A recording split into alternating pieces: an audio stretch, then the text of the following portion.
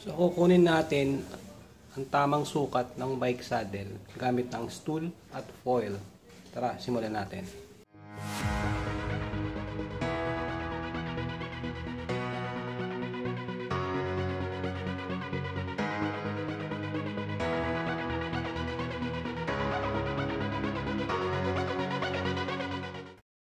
Mga kakailanganin natin para makuha ang sukat at lapad ng ating seat bones.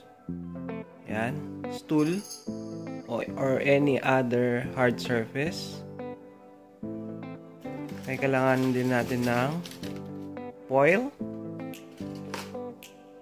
Kailangan din natin ng marker. Yan lang. Tara, simulan natin.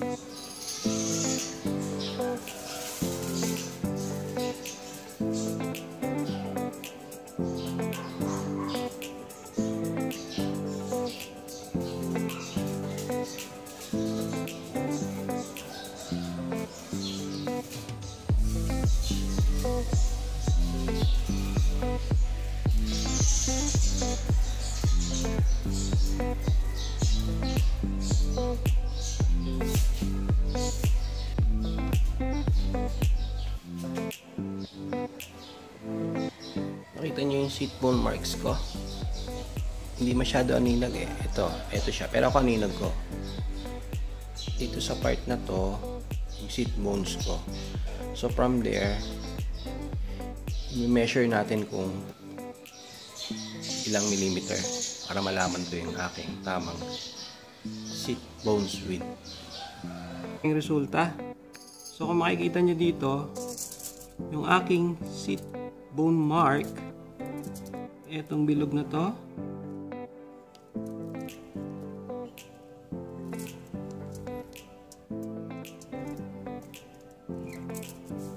teka lang, etong bilog na to, at saka eto, naaninag nyo ba? Ito kita ko kasi rito eh, hindi ko lang alam sa angle pag sa inyo.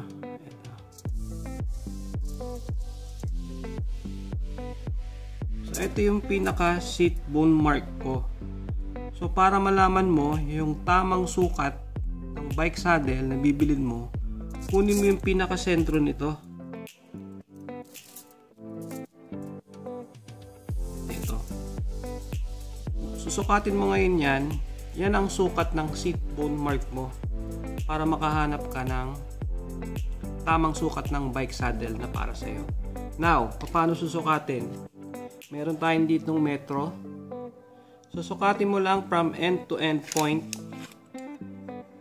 For example, dito hanggang doon. Well, hindi naman to saktuan, approximate lang ito, parang guide mo lang din. At least meron kang idea kung gaano kalapad ang sukat na kailangan mo. So dito lumalabas 3.5 inches ang sukat. Sa centimeter naman 9 centimeter yung sukat ng sa akin pag ako ang bibili ng bike saddle. So at least meron tayong idea kung anong sukat ang dapat nating malaman. So yun na nga, meron akong ilang piraso ng bike saddle dito for comparison purposes lang para makita natin kung ano yung iba't ibang size at width ng mga bike saddle. For example, ito mataba siya, so I guess it's good for a long ride. Hindi masakit sa puwet kasi foamy siya, gel pad siya. Ayan, medyo mataas siya compare mo naman dito. Ayan. Ayan. Diba, may malapad, nagkaiba niya. Ayan.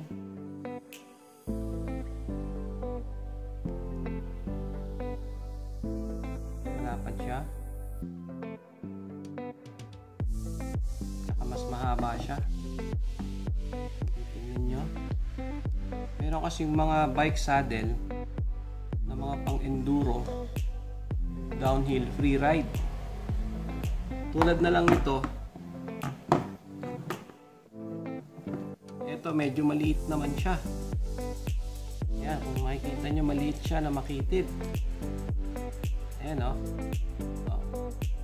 Kita nyo yung difference? Tsaka mahaba siya. Ito, mostly ang pagkaalam ko, ginagamit ito yung sa mga enduro downhill free ride. Kasi hindi naman sila laging nakaupo kapag nagte-trail sila ng downhill. So, kaya makitid yung kanyang itsura. Ayan. This saddle size is 130 mm. Ayan. So, i-compare lang natin dito. Ayan, nagbabari rin yung seat rail kung gaano kahaba. Ayan. Ayan.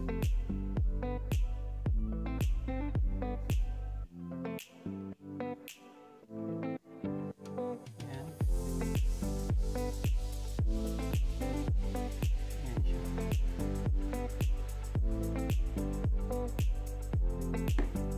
I think itong mga ganitong saddle normally found sa mga hybrid bike. Mahaba siya. Saka medyo manipis. Parang aero saddle na ang itsura. Ito na naman yung isa. Pakita ko lang din. Compare ko lang din dito. Kaya magkasing haba siya. Pero yung form, magkaibang magkaiba.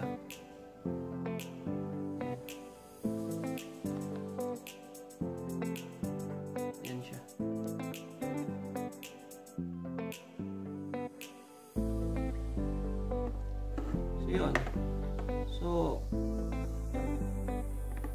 napaka-importante na malaman natin yung tamang sukat ng bike saddle para kapag ka long ride, hindi masyadong masakit upuan. Yung tipong komportable ka sa buong journey ng pagbabike mo. So,